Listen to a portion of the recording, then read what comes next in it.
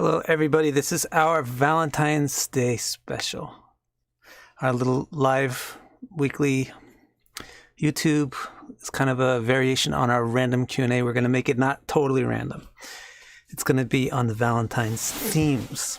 And I'll start out by explaining Valentine's Day and why it's the most important holiday in the year. Because love is the most important thing in life. So what is this holiday? You'll be surprised to know that it has an important astrological and Vedic root. In other words, actually, it really is one of the few Vedic holidays that's practiced around the world today. Now, of course, you might be thinking Valentine, that's not a Vedic word even. So the Christians are responsible for this because they went around the world consuming everybody's culture. And so they would rename everybody's holidays and put a different kind of package on the top of it to make it fit into their pantheon and mythology and stuff. So they stuck this character, Valentine, Saint Valentine's on it. But who is this? Where's this Cupid figure come from? Right? So obviously the Cupid figure has something to do with the Greco-Roman pantheon. Now, where does the Greco-Roman pantheon come from? Well, we could debate about that, which culture influenced which, but according to evidence, it seems like the Indian records have the oldest version of this pantheon of gods. So, who is this Cupid, and what is this connection to the Vedas? When you think of Cupid, if you go to the CVS drugstore today to last minute buy a box of chocolates for your dearly beloved Valentine, you will probably see a little fat kid on the box with wings and a bow and arrow, right? Little fat guy, chubby naked guy with wings and a bow and arrow. So that basically, you know how things change over time? Like if you ever played the game telephone with your friends, and you say one thing to your friend says it to the next person, and the next person, and by the time you get to the end of the line, it's quite different than what you said. So that's how everything works as things get transmitted through generations and across cultures and continents. But basically, that little fat kid on the box of chocolates at the CVS drugstore is Kamadeva. The origin of this whole thing of Valentine's Day and Cupid is the concept of Kamadeva and Rati. So Kama means desire, conventional desire, plain simple desire, oh, that looks delicious, I want to eat it, or wow, I want to feel that, I want to taste that, I want to see that, I want to smell that. That kind of desire is Kama. And Kamadeva is the divinity of that power, the power of that desire and attraction, passion, lust, love. So Kamadev, why is Cupid on the box of chocolates have wings? And why is he naked? And why does he have a bow? Because Kamadev has all these things. It's like that. So Kamadev is one of the foremost, you can say, Kamadev is one of the foremost Gandharvas, or he's of the same type of class as Gandharvas and Apsaras. If you know about Indian mythology, then you already know what I mean.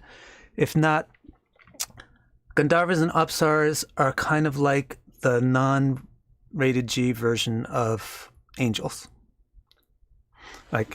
The other thing that Christians did well going around the world and consuming everybody's culture is they got rid of all the X-rated and R-rated stuff. They even kind of got rid of all the PG stuff and they made it all G. But the original concept of angels is not really rated G or PG. So those are the Gandharvas and the Apsaras. They live in the sky. They move amongst the clouds. Maybe they literally have wings. They definitely fly. And they're super good at music. This is why you always see angels playing harps. and dance. So especially Gandharvas are super good at music, and especially Apsaras are very good at dance. And typically the Apsaras are like cats. Like you usually see cats as feminine, even though there's masculine cats. There's male cats, and you usually see dogs as masculine, even though there's female dogs.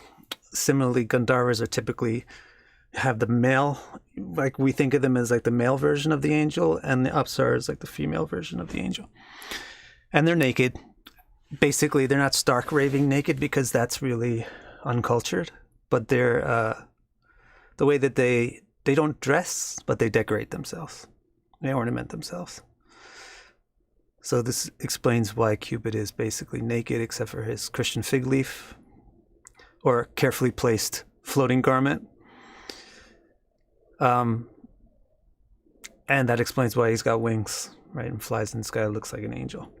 Because that's what Kamadev does.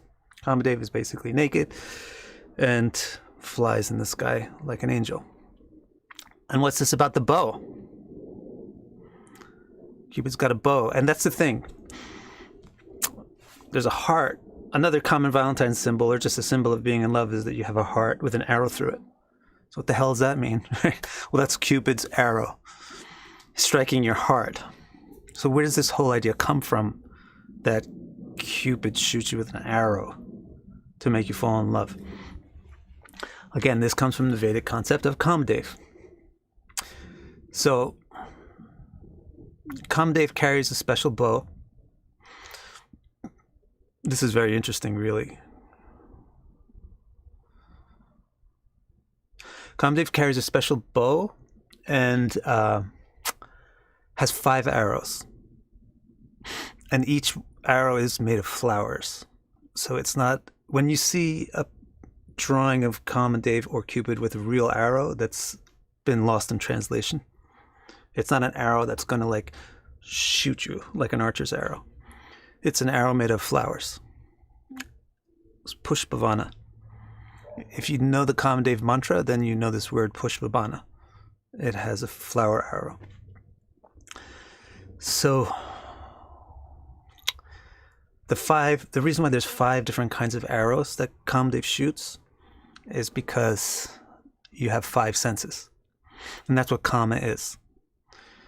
Kama is the passion, the lust, and the capacity to enjoy your senses by tasting something good, smelling something good, feeling something good, hearing something good. Tasting, smelling, feeling, seeing, and hearing something good.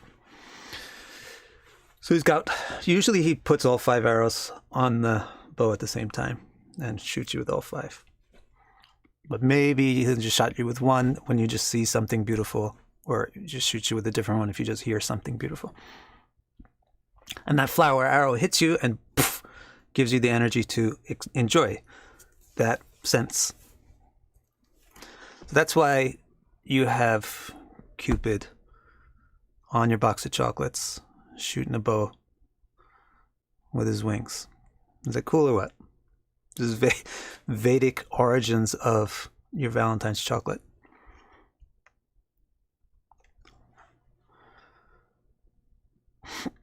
I'm going to definitely, and we're going to turn this around after I give you this presentation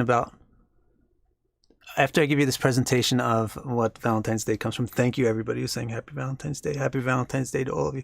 Nicole, Happy Valentine's Day. 2 hearts. Nicole always gives 2 hearts. So, all right, so now you know who Cupid is. Now, why is it in February? This is the astrological part. Why is it in February that we do Valentine's Day, right? So, anybody know? Anybody want to get a prize in the comments by saying the Vedic? Ooh, I got 10 hearts from Katja. Mirza. Anybody? I'll count down from 5. If you can tell me Aquarius season incorrect to my understanding. 4. 3. Good try though. 2. 1. Nobody wins. Oh, really? There's nobody out there from India? Who knows why Valentine's Day is in February?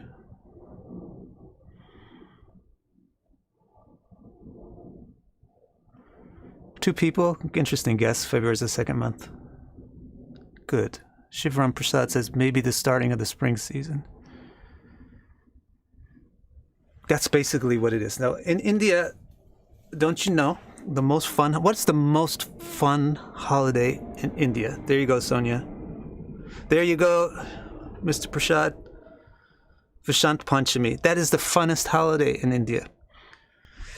Because Vasant Panchami, and then you start this whole season of happy time, and then it goes up to Holi. And then when you get Holi, it's the best party in the world. You just... Actually, the original Holi was much better than the way it's done today. The way it's done today is kind of a little bit obnoxious. It's still fun, but it's kind of bordering on obnoxious, where people throw usually colored powder at each other, sometimes colored water, which is kind of more fun. But in the very, very old Holies, the way it was celebrated by people in those days, they would pack up these flower bombs. They would make bombs out of flowers. And inside the flowers, they would have colored powders. And they would have this bomb, like a big ball of flowers carrying this powder inside it. And they would just dump this flower bomb on you, throw it at you. And they had different like slings and things to throw the flower bombs far. And that was the way of giving like a Valentine's Day box of chocolates. So why February, right? So what's the special about Holi and the holiday of Holi, the holiday of Vasant Panchami? What is Vasant Panchami? Panchami means fifth. So in India, we take the moon's phase and we split it in two halves. Darkening, waning, and waxing. And then you have each one will have 15 days in it. So Vasant Panchami, by modern calendars, should be of the waxing, right? I think it's the 5th day of the waxing moon in Magha month, in the month of Magha. Now, this is supposed to mark the beginning of spring. And that's why we're supposed to celebrate love. Because there's something else I want to tell you about Kamadev, which is very interesting too. Remind me about that. Kamadev and Vishnu. Remind me about that. Spring is the most wonderful season, Krishna says in Bhagavad Gita, of all the seasons, I'm the spring. Because it makes you happy to be alive and it lets you look forward. It makes you look forward. And that's what Kama is all about. Really, Kama is not about getting the pleasure. Because when you get the pleasure, it's done. It's just like the way a aspect applies to a point in a chart. It's the application, which is really the intense period. And especially as it gets right to the height of the apex of the application, it's a very intense period. But as soon as you hit the exact conjunction and then the release, which is called separation, you lose the energy real fast. It's the same way in Kama Sutra, Kama Vidya, in the arts of Kama, or enjoying the senses. It's not really the delivery of the sense gratification, which is the pleasure, but it's the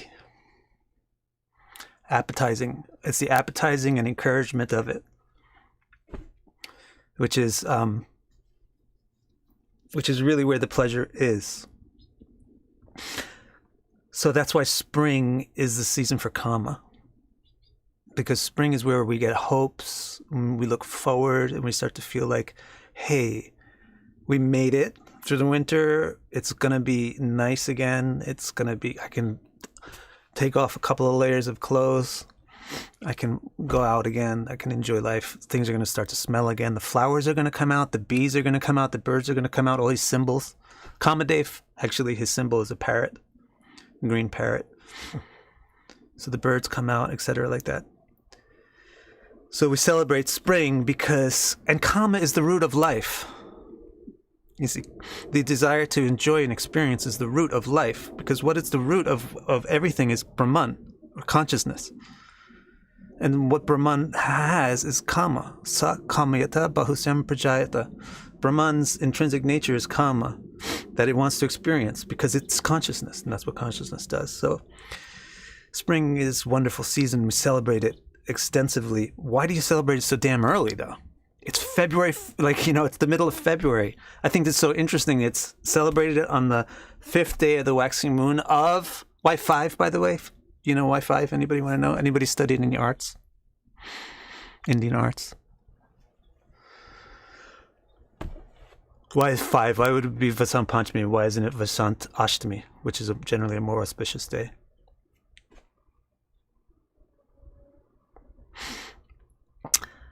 There was one person who used to attend my thing sometimes who studied Natya Shastra. You guys don't know? The fifth, like the fifth note in a scale is romance note. You can have like a single note, and then the second note is very unsettling, and the third note is kind of cooperative, and the fourth note has some kind of dharma or intrinsic nature to it, and then the fifth note is very sweet. And so panchama, or fifth, the fifth spot from something, like the fifth house is love. The fifth house from something is associated with romance, and the fifth rasa is Shringar rasa, or Madhuri rasa, which is sweetheart love, Valentine's love. Hey, Charo Chandra. I promise you I'm gonna take your questions, but I just have things I want to say first. So that's why it's Vasant Panchami. Why is it in Valentine's? Why is it in February that we celebrate the beginning of spring and the coming of Kama? Because, first of all, this holiday, this proves that the holiday has a tropical origin, like not tropical astrology, but tropical in the latitudes. It comes from India, which gets spring a lot sooner than you get it in Russia. So that's one thing. I mean, literally around this time of the year, somebody said Aquarius. It's actually like, if you think about Pisces, in terms of weather patterns, Pisces is a dual sign. So whenever you get a dual sign, you're going to get the season is going to start to switch to the next. Right? So it's actually kind of it's the close lunar date to the solar, because what you want to do in Indian thinking, they align practical things to the solar calendar, and they align spiritual things to the lunar calendar. So this is very interesting that they don't consider the Kama festival to be a materialistic thing. They put it on their lunar calendar, which is a religious calendar. So it's the closest date to the Pisces Sankranti, to where the sun will go into Pisces, which is where the winter breaks. You get the winter is about to break. Valentine's Day basically is a celebration of the fact that we got through the winter, and now it's time for us to think about life again. Let's procreate. And then you have like a 1 month period till you get up to where the sun actually enters Aries. And then you take a lunar date that's close to that, and you make that the holy celebration. That's called Holi. That's like I call this Gaur Purnima, is the holy day, the special Purnima. That's kind of like a Bengali way of saying it. Maybe it's Guru Purnima or something in the rest of the world, rest of India. Okay. So I just think that it's interesting that Valentine's Day, everybody thinks, what a silly holiday, what a girly holiday, blah, blah, blah. But Valentine's holiday is deeply rooted in Vedic culture. Cupid, the fat guy who's shooting an arrow on that awful box of chocolates from the drugstore, is a Hindu god, right? And it's practically the most Hindu holiday that's celebrated around the world today. There isn't really another Hindu holiday that's so ingrained itself into everybody else's culture as Valentine's Day, but we don't even know it. Okay, so let's just tell you one more thing, and then I'm going to take your questions about Valentine's type of topics. One more thing I want to say is Kamadev is the son of Vishnu and Lakshmi. Right? Just think about that then. I just want to leave you with that. And this is why I love Indian culture. This is why I feel like Indian Vedic culture, let's not say Indian culture because modern India is a mess of mixture of cultures, and it's not really Vedic culture anymore. But I love Vedic culture, and I love Indian culture too because it's so close. I mean, it's such like a echo of it. I don't love everything about Indian culture, but I really love everything about Vedic culture. So anyway, I love it because it got it so right. They got it so right that Rati and Kama, which is lust and attraction and passion for life, is a child of Vishnu. And Lakshmi, consciousness, the supreme thing. It's just so right that you don't want to divorce your sensual life from your spiritual life. It's not a truly Hindu or Vedic way of going about spirituality. It's a very Middle Eastern way of going about spirituality. Is to divorce sensuality and carnality from spirituality and godliness. Not the Hindu way, not the Vedic way. All right. I'm done with my talk. Let's see what kind of questions you got. Should I scroll back up? No. Now I'm going to ask, and now I'm going to say you guys can ask questions. I'll start to look and see which questions catch my glasses. I got new glasses. I replaced my old ones because they had scratches. What's the difference between Vedic culture and Hindu culture? It's like the difference between... It's just Vedic culture is something very ancient. It's the ancient form of Indian culture is Vedic culture. Over the past 4,000 or 5,000 years or more, Vedic culture has been becoming more and more and more confused and weak, and then it gets subjugated by other cultures, especially in very recent history, like the Mughal invasion of India and the British invasion of India. Really threw wrenches into the whole Indian original culture. So Hindu culture is like the modern culture of India. If you want to know what it is, you just go there and talk to people there. Vedic culture doesn't really exist in a living form anymore. But if you want to know what it is, India is a place to start because it's the place where it used to be. And you study the Vedas.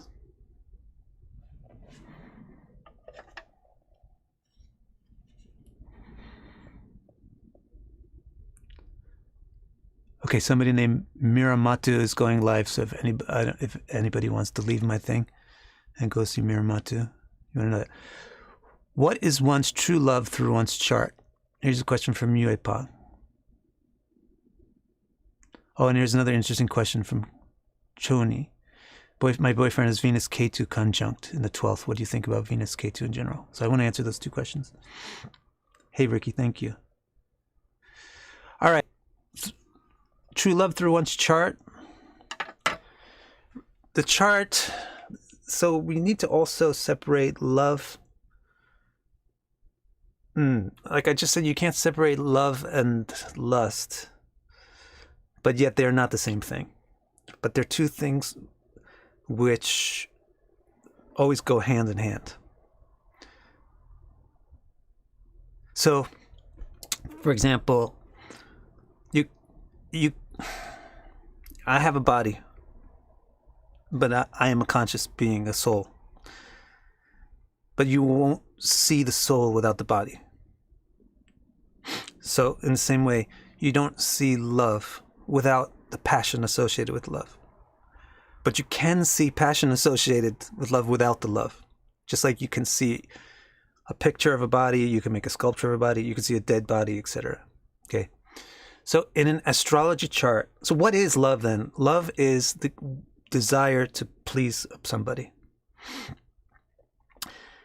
What you'll see in an astrology chart is just the type of things that will attract your desire. You'll see the bodily form of it, not the soul of it. The soul of it is your volition. That's what love essentially is. It's the function of consciousness. That's why Kamdev is the child of Vishnu and Lakshmi. So love is really the function of consciousness. It's not an astrological phenomenon or a karmic phenomenon. But the things which you would be drawn to love would be seen in terms of where's your Venus, where's your moon, because the moon is what you tells. The moon is your mind, and your mind is your desire factory. Venus are the things that you find beautiful. You can, to some extent, say where's your Mars, for the real passion, like the real intense lust. What's going on with your fifth house? And look at the seventh division, Saptamsha. Look at those planets. Think about the conditions that those planets are in. And then you'll get some idea, a third party, an objective view of, oh yeah, this is what I'm attracted to. This is what I want to love. And then the related question to that was, what do I think about Venus conjoined Ketu? Well, I have Venus and Ketu conjoined. Not too tightly, but they're in the same Virgo, in my ninth house. Basically, it's very simple business to do any kind of combinations of things. It's just like taking two people and putting them in an elevator and seeing what happens. What happens with two people stuck in an elevator is they'll find out what they either have in common or what they are opposed to with each other. If they have to stay in this elevator long enough, they're going to find out about those two things. So similarly, when you put two planets together, they're going to figure out what they have in common and also what they disagree on. Whatever things they are on different pages about, those fall by the wayside. So what Ketu signifies is shyness, internal and inwardness, right? And Venus is beauty. So Ketu and Venus together is a person that sees beauty and experiences beauty on a deep level and may not really care too much about it on the external level. Thank you so much. They may not really care too much about it. I hope that you said that to me. They may not care too much about beauty on the external level. Or they may not even, meaning like, if you're the kind of person that has like a really ugly wart on your nose, you want to find a person with Venus and Ketu. That person with Venus and Ketu will love you. If you're a good person. If you're a lovable person. They're not going to care about the wart on your nose. They're actually going to think that wart on your nose is sexy. Because they have Venus and Ketu. Their perception of beauty is much more psychological, spiritual, and deep. Whereas if you get Venus and Rahu, the person's going to be like, they may also love you, but they'll be telling you all about cosmetic surgery, easy ways you can get rid of this thing, you can cover it with this concealer, blah, blah, blah. Right, so that's what I think about Venus and Ketu. Also, the thing about Venus and Ketu is it's going to be an intense femininity because Ketu is inward, and that's the basic nature of femininity, is inward. So if it's in a female chart, Venus and Ketu, you'll get a very feminine approach to romance. So in other words, this is not the woman who walks up to a guy and says, you want to go on a date, ever. Well, Venus and Rahu is the other kind of woman. The woman who's not afraid to just say, hey, what's your name? If you see it in a man's chart, it's not problematic if it's in a woman's chart because women are kind of expected to act that way, and that's like the feminine, natural way of acting. But if you see it in a man's chart, it sort of interferes with their love life because they don't become as outgoing, which a man is expected to do. So Venus and Ketu in a man's chart is a little more problematic for romantic relationships than it is in a female chart. But in both cases, they'll be very deep about what they love and therefore, not also, but therefore, they'll love weird people and weird things. I do love nose warts. No, but I love anybody. Like, I don't care what they look like. You know, everybody to me looks interesting and beautiful. Except for the people who are mean. Mean people, they might be sexy and gorgeous, but they look disgusting. But people that are trying to be nice to other people, they're just great. I don't care anything else about what they look like. And I have Venus and Ketu in Virgo in the 9th house, so it probably couldn't get any more extreme than that. All right. There was a lot of questions going by while I was talking about that.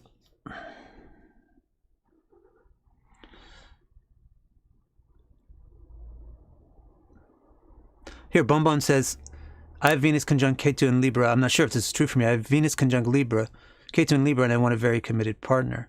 So you're a woman, right, Bonbon, or you're a man?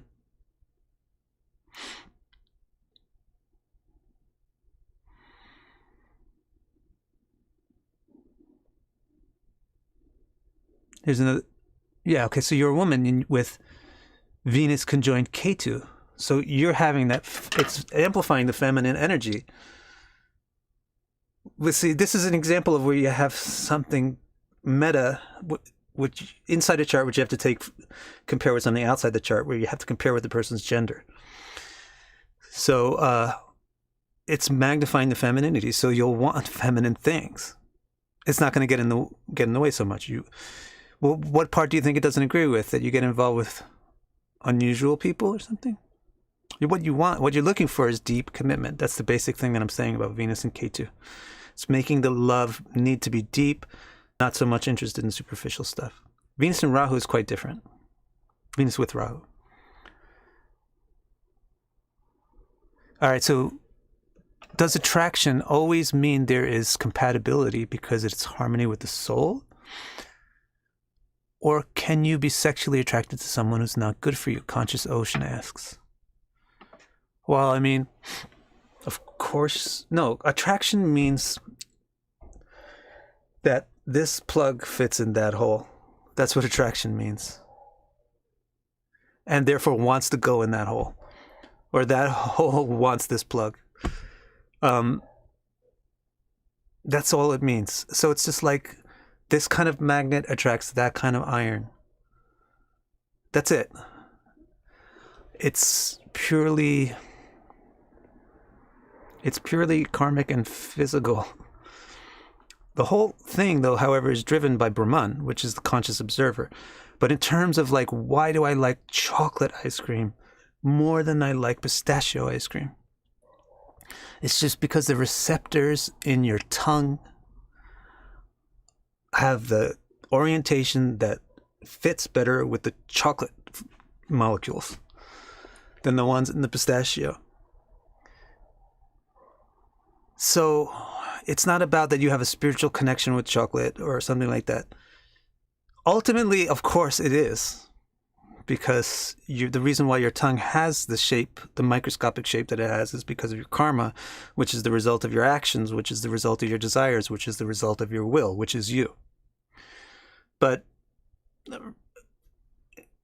not going all the way back to that remote philosophy, just coming to like the everyday thinking about things. The reason why we're attracted to different things is just because that's the way our senses are built. Our eyes were built to like that particular shape. And so you may be attracted to something which is not healthy, of course. Practically everything that we're attracted to is not healthy if you see it from a spiritual point of view. So, yeah, so what are some of the symbols of something that might not be healthy for you? Well, like what the earlier question was, where would you see what somebody loves in a chart? And I said Venus, Moon, 5th house, 7th division. Yeah. Or things that are in nakshatras like the Palgunis or Rohini, or houses like 8. Maybe 8, I should also mention 8. Or signs like Scorpio, the 8th sign. Think about that. And if you have there's so many reasons why your interpretation may be like, this is a tough situation. I mean, the reason would be there's some kind of clash of something here. Then that it's an indicator that you're interested in something, you're spontaneously attracted to something which is not really good for you in the long term. I hope that answered your question.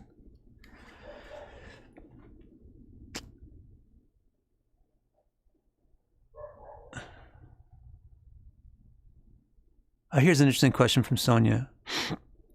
Male has let me see if I can read this question.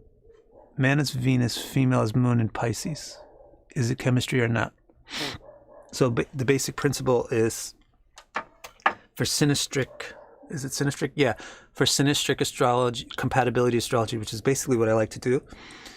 You would say, hey, there's 4 really important points in a relationship: the ascendant, which is the people's practical affairs, how they live their life on a day-to-day basis; the moon, which is what they desire and like and feel, how they feel about things, their opinions about things; and the sun, which is like who they think they are; and Venus, which is what they find beautiful and how they express beauty and love. And then you want to see, here's 2 charts with these 4 points. How do these 4 points interact with each other over these 2 charts? That's what I do in my compatibility report. And then you can also check out the other planets like Rahu, Saturn, Jupiter, Ketu, how they interact with those 4 points. So in the case that Sonia brought up, she's got a man who has Venus in Pisces, which already sounds nice, and a woman who has the moon in Pisces. So that's going to be a 1-1 relationship, which is what I call like 90% cool. The reason why it's not 100% cool is because sameness gets a little boring sometimes. The most cool one, believe it or not, is an opposition, because it will be constantly like competing with each other and pulling each other. So you'll always have that. Remember I said earlier that spring is like the time where you look forward. And that's the whole nature of karma, is that you're looking forward to an enjoyment. Actually getting the enjoyment is just not the pleasure, but it's the excuse for being able to have this whole lead up to the pleasure. So, what was I going to say? Don't know, I got sidetracked. So Venus and Pisces, when they're, so the opposition is really good for that, because the people find it hard to understand each other, yet they're drawn to each other. But the sameness one is the next most compelling thing, because you're so much the same. Birds of a feather flock together. Opposites attract, birds of a feather flock together. So yes, there's chemistry with that. Just beware of the fact that you do want to consider degrees. So if the man's Venus is at 29 Pisces and the woman's moon is at 1 Pisces, then it's still not bad, but it's not super compelling. But the closer they get to the same degree, the more compelling that goodness or badness of the geometry gets. Hopefully that makes sense. If you're curious about that, you can get a compatibility reading report from me. It's very inexpensive. It's $29, I think. And it goes through all that, and it also does the nakshatra compatibility. I thought Ketu, Jerry says, I thought Ketu causes dissatisfaction with the partner. Yeah, it could do that. It could pull away from the thing. This is what I say to the people that just completed my level 2. We recently did a level 2 intensive course. And I don't know how many times I said this to them in the class, is that you have to think of every interpretation the way you think of a graphic equalizer. In when you look at a graphic equalizer, there's all these bands, and they go up and down as the music plays. And there's going to be like a spot where there's a higher peak and the other peaks, and there's other things are lower, right? So you take, for example, something like Venus and Ketu. What you're dealing is you have 2 symbols. Ketu is pulling in and Venus is love. Pulling in, pulling away is Ketu and Venus is love. So when you stick those 2 symbols together, there's a range of possible ways of interpreting it. For example, you could say pulling away from the partner, pulling away from love, shy about love. Now, all those different words that I chose, pulling away from the partner, pulling away from love, shy about love, those I'm not like replacing the last word with, I'm not replacing, it's another version of the same interpretation that's slightly different. And that's what you get all the different bands on your bandwidth. And so you can get a whole bunch of things like from away from like numb to love. Venus and Ketu, you can say this person doesn't experience numb to beauty. They're numb, they're withdrawn from beauty. It could be like down on the base end, the low end of your interpretation, EQ. And then up on the high end, you can get things like spiritual love. Because Ketu is so spiritual. Spiritual beauty, inner beauty. It's up on the high end. And if you want to be fluent with the language of astrology, then what you have to be able to do is not think that there's a right answer for what Venus and Ketu represents. But to understand that the correct answer for what Venus and Ketu represents is a spectrum of things, and you have to figure out in this chart which spectrum has the highest volume. And in the way that you figure out is I saying what influences are. Like if it's Venus and Ketu in the 9th house, it's different than Venus and Ketu in the 6th house, where it's problematic, or the 3rd. So you choose amongst the possible interpretations of Venus and Ketu based on the other factors that are involved with Venus and Ketu.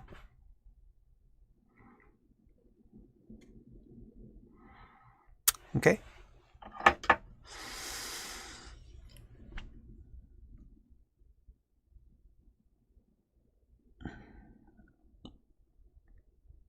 Does Venus represent the first spouse only or all the spouses? I think Venus represents your sense of love in general.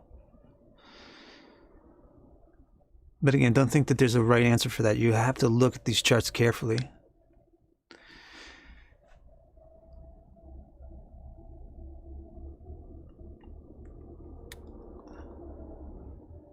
Kadia Mirja says, do you give more weight to Saturn for separation or Ketu?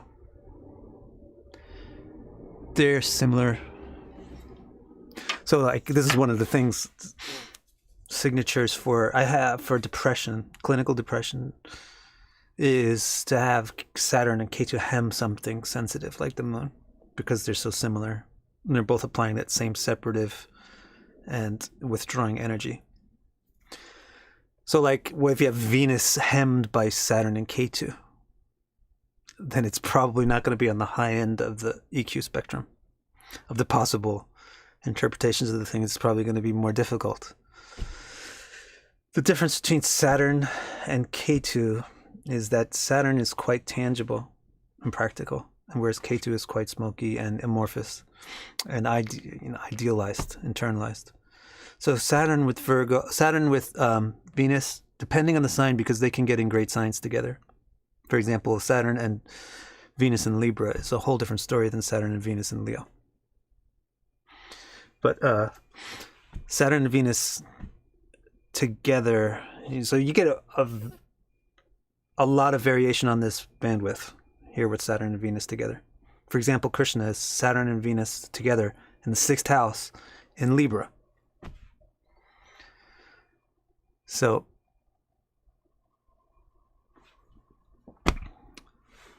Saturn, it's like a practical, on the good scales, like practical love, really expressing tangible love. But on the low end of the thing, it's like too practical for love. Practicality takes precedence over beauty. Things like that. See, it's better actually. This might be a better way for me to start going about explaining things to people. It's better not just to give one answer for what something means, like what does Sun in Aries mean, but to say, here's one extreme of what it means, here's the other extreme of what it means, and in between that are all the possible things that it means. All right. Let's see.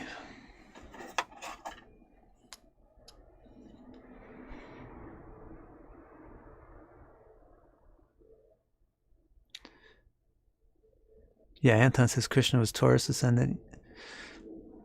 Well, in the old Vedic texts, we don't have record of Jatic or natal use of 12 zodiac signs in the old Vedic texts. So you're not going to find an old Vedic or Puranic statement that Krishna was a Taurus ascendant. But what they do say is that he has Rohini. So if you're a siderealist, then that means Taurus. But if you're not, then it's up for question of what the zodiac sign was. But that throws everything into scoop. But the thing about Krishna or any avatar, and it literally says this in the Puranas, is that the planets move out of their orbits. Like I could, if I researched it for 10 minutes or 5 minutes, I could find you a statement about Nrsingadev's Avirbhav when he came out. It said that the planets actually changed their orbits in order for this avatar of Vishnu to manifest in the world of karma. And then they go back to their orbits afterwards. So this is why you can't you won't find Krishna's chart if you look it up in Solar Fire. You know, Solar Fire software or whatever good software there is, you can like rewind, search for certain combinations going back to like 5000 BC. Well, you won't find Krishna's because it's not a karmic affair. Yeah, he says he manifests himself by his own energy, not by a karmic energy.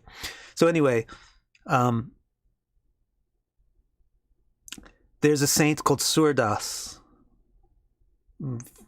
fairly contemporary saint called Surdas, who wrote a poem describing Krishna's horoscope in terms of 12 zodiac signs, and he said that it's Taurus ascendant. And it makes sense. I did a whole video series like 9 years ago. It's still on my YouTube channel about Krishna's chart. All right, let's see. Venus. Let's see. You guys have any like non-specific questions about astrology? Let me see. So the placement of Venus or the moon in a difficult house points to loving or being attracted to difficult people. Yeah, for example, a lot of people who have relationships problems that I see and work with have a connection between the 7th Lord and the 6th house. And then you might pile other things on top of it, like maybe Venus is also in the 6th. 6th Lord in the 7th, 7th Lord in the 6th, sometimes 8th in the 7th, 7th in the 8th, stuff like that. Now, what does it mean? This is kind of what I think is more important for you guys to learn. Because you're not astrologers. Sometimes I don't understand why you want to know how astrology works. Because it's difficult. It's like me wanting to know how to do ballet. Like I can't even do like a country square dance. Like what am I gonna ask about ballet? I would think it's not so important for you to know. I'm not trying to discourage your interests, but it's more important than knowing what, am I going to have problems in relationships or not? It would be more to your true benefit to ask what does it mean to have a problem in a relationship, and what is a relationship supposed to be like? And then when you hear something like 7th Lord in the 6th house, it drives the point home, and you understand what you need to do to not have a difficult relationship. You have to understand that karma is an interactive affair. You create it, and then the creation that you make is the thing that you have to live with, like your kids. So you live with it, but how you live with it is also creating the next bit of it. So even if you got Venus in the 6th house, if you're Aries ascendant with Venus, the 7th Lord in the 6th house, aspected by Mars, conjoined Ketu, what would that be? Yeah, right? It's not good. It's going to be debilitated and all this junk. So you got like, and your seventh chart is all messed up, all kinds of stuff. What you want to do is say, you don't want to say, ah, shit, I'm going to be miserable forever.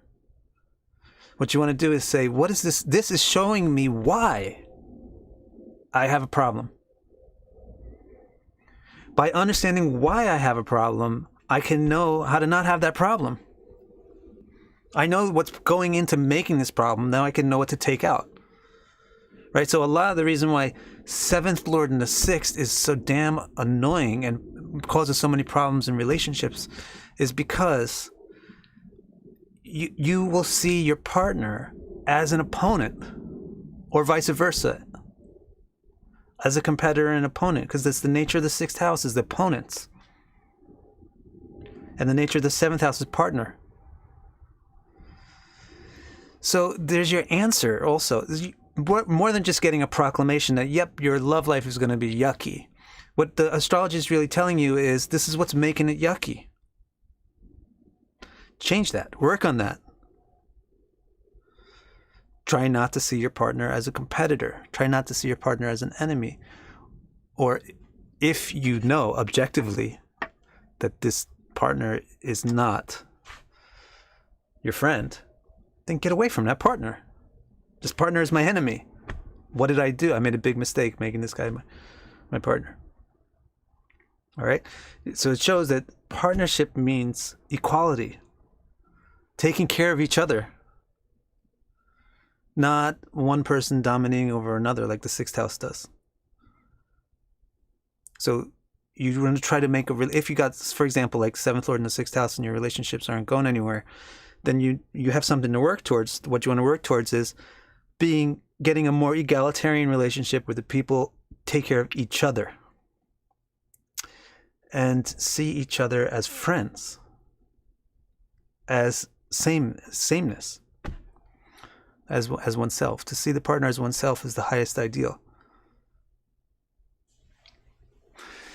All right. Let's see. Got any other questions?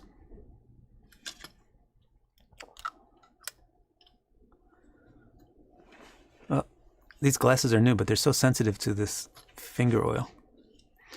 Hi, Vic. What's the other combination of someone being in a relationship that is not love, but still like the person? All right, let's talk about the word love and like. So, like means that your sense is attracted to it. You prefer it. It gives you pleasure. This is the definition of like. Love is not an intensification of like. Love is highly related to like because the thing which attracts you, your love goes to it. But they're not identical. Like and love are not identical.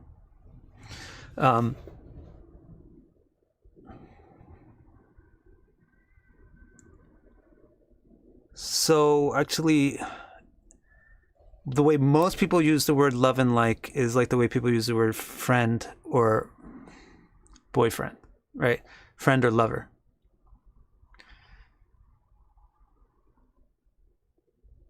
I'm just smiling at Neil's questions. He got married at April 9th, 2008 at around 1 o'clock in Iskon, Philly. Was this an auspicious time? Yeah, Neil, what do you want me to do? Like calculate it right now and tell you? You got to check the calculator, the Muhurta calculator. So anyway, back to the topic. The topic was about love and like. So people may be using the term love and like in terms of, I like you, you're my friend. I love you, you're my lover. So in that sense, Mercury is the people that you will want to be friendly with. So this is another interesting thing too. When you put Mercury into 5th, 7th, 8th, if you put it real close to Venus, if you put it with Mars, if you put Mars in Mercury signs, then you don't get very passionate people, right? You don't get very passionate. You don't get very sexually passionate people. You get people that are much more platonic, and they like friends. They don't have a lot of like. So basically, Mercury is your focal point for the friends that you like. 11th house. And Venus is your focal point for the beautiful people that you love. Though Venus is inclusive of all types of love. Okay, so that's one difference. Friends are Mercury. Romance is Venus. Can unfaithfulness be seen in a chart? All of my girlfriends have cheated on me. Kind of want to avoid it if possible, right? Yeah, definitely. Well, first of all, unfaithfulness is usually just driven by unsatisfied desire. So it's a very simple principle. Just like I said, if this plug fits in this hole, then this hole wants that plug. So it's just unfaithfulness is just like you're not making that stuff fit together right. It's not working. Otherwise, people don't go. The nature of consciousness is that if you delight it, it doesn't waver. If you can keep consciousness entertained, it doesn't go elsewhere because it's got what it wants. So the way that one sign of unfaithfulness in a chart is just excessive passion. So like I was saying, the opposite, I was saying, like, for example, Mars in a what I say, Mercury sign. The opposite would be like Venus in a Mars sign. Don't go out and brand anybody unfaithful, because realize that I'm just giving you quick rules of thumb, and you have to be a professional practice astrologer to be able to say something about a particular individual. But as a rule of thumb, is like, how about just to show you how you would start thinking about this kind of thing. Venus in a Mars sign in the 8th house, in a sexy spot. You know, confirmed by a lot of things, like, let's say they have Phalguni rising, or let's say they have Rohini moon or something. So there's a lot of passion in this, or Aslesha nakshatra, a lot of passion coming out. Anuradha, Mars conjoining Venus, things like that. Then you'll get a lot of passion. So that doesn't in itself mean infidelity, but it means this person's got a lot of desires. You better be able to deliver. This is the thing, like, if you want your relationship to work, you need to work. I think people have the impression that there's this soulmate thing that's like an effortless combination. That's not even what love is. Where's this idea that things should be effortless? Love is effort. Love is the effort that you put to make somebody happy. Right? So the way that real relationships work is each person is constantly trying really hard to make that other person happy. And doesn't stop thinking about, what can I do today to surprise this person that they wouldn't have expected that I would do this for them? Because I know that they wouldn't even think that I knew that they wanted this. That relationship, there will never be infidelity in that relationship when you can satisfy the desire. But some people have a lot of desire. You really have to be mega expert if you want to make that work on a long-term basis. So that's what I would say. Look for that. Or you might want to look with just the multiplicity significators in conjunction with the person's spouse significators. So multiplicity significators are Rahu. Somebody mentioned Rahu and Venus. You might want to look for Rahu, like Krishna, 7th house Rahu, aspected by Jupiter from the 11th. You might want to look for Rahu in the 7th house. You might want to look for Rahu with Venus, with the 7th Lord. Even Jupiter to some extent, though it tends to be pious planet. But Jupiter is expansive. Mars is ambitious, so you might want to see Mars in conjunction with the 7th or the 7th Lord as a potential red flag. Okay? Does the 12th lord in the first house cause infidelity? No, I really don't think so. However, you should know that things are very complicated. So one problem can cause another problem, which is not directly related. So what the 12th lord in the first house does is it generally makes a person rather insecure of who they are and kind of unhappy with themselves. So they would need a lot of validation and security from others. So again, this makes it difficult to make the person happy. Thank you, Eddie. Happy Valentines. So, infidelity. My basic theory here is that infidelity arises when the person is not satisfied. And then a person that's likely to be unfaithful is a person that's not easily satisfied.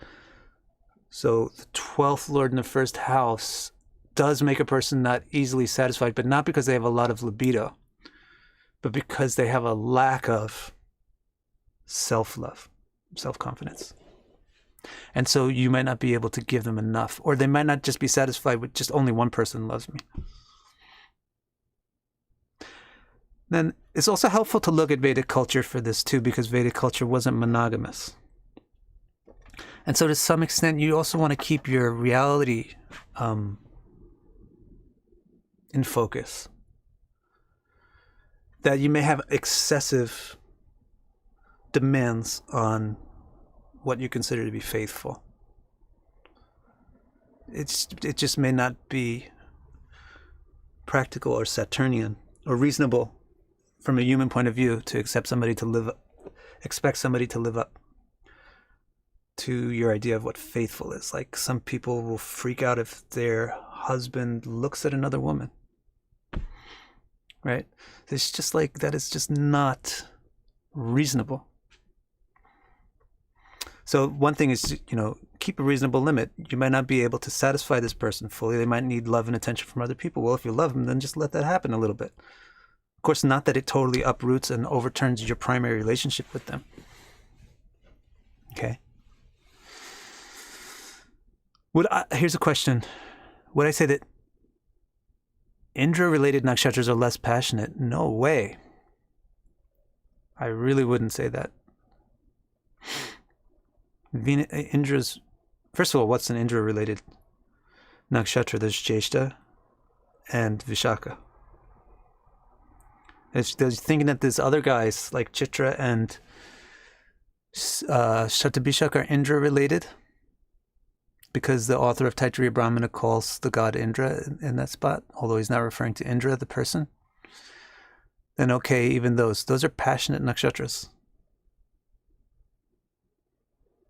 Those are really passionate nakshatras. So Indra is a very passionate person. Indra's got vaginas all over his body as a result of a curse of having too much passion.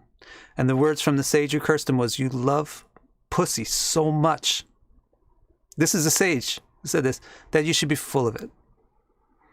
And then all of a sudden, Indra was covered with vaginas.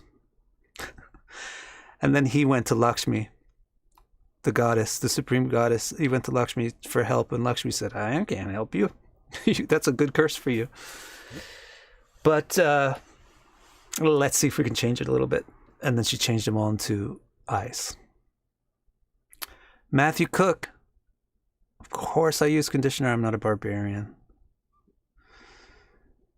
Let's see what else. What other questions we got? Oh, we're out of time.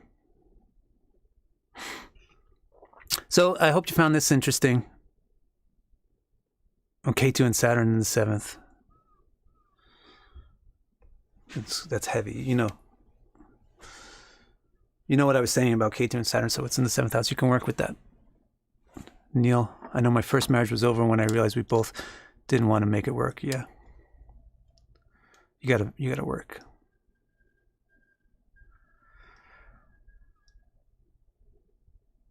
Okay, so hopefully you enjoyed the explanation of what Valentine's Day is and how Vedic it is, the Vedic roots of Cupid, the significance of passion and love in relation to springtime, and also the significance of passion and love in relation to God as Kamadev or Cupid is the son of Vishnu and Lakshmi. And how that's the natural function of consciousness, or Vishnu, is to want to experience things, Kama. And then hopefully we answered a few specific questions about astrology, how you use the 7th Lord, 5th house, 7th chart, Venus, to serve as your focal points for the interpretations that you want to make about such topics. You guys are totally into astrology, you know? You guys are probably more into astrology than I am. I would ask more questions like, I don't know. I wouldn't be so concerned as much concerned about astrology as about the topic. And I think that's important. You should probably be more interested in the topic, or use the astrological knowledge as the springboard for you to understand the topic that you're trying to interpret. For example, I'll just give you a basic example before I sign off.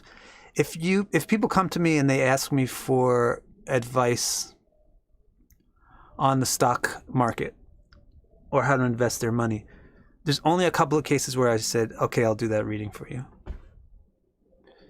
Usually I'll say, I don't know about this stuff. Go find somebody else. It's not that I don't know astrology. It's not that I don't know about 11th house, 12th house, 2nd house, 6th house. I know all that stuff, but I don't know the subject very well. So, because I really find that you need to not only know the astrology, but the subject that you're interpreting, to be able to see the connections between the astrological symbols and the way that it could potentially manifest in a real world situation. You have to know the real world stuff too. So don't forget that if you want to become good at astrology, or if you want to enrich your life through astrology, you also have to study the subject that the astrology is pertaining to. So for example, if you want to know more about Venus or the 7th house, then you have to study more about love and romance and how relationships work and what's a male-female dynamic and things like that. So I was surprised that there were no questions of that nature, or I may have missed them all, unlucky me. But all the questions were like, what about this planet and that planet? What about this house and that house? Alrighty. Anyway, I love you guys. Happy Valentine's Day.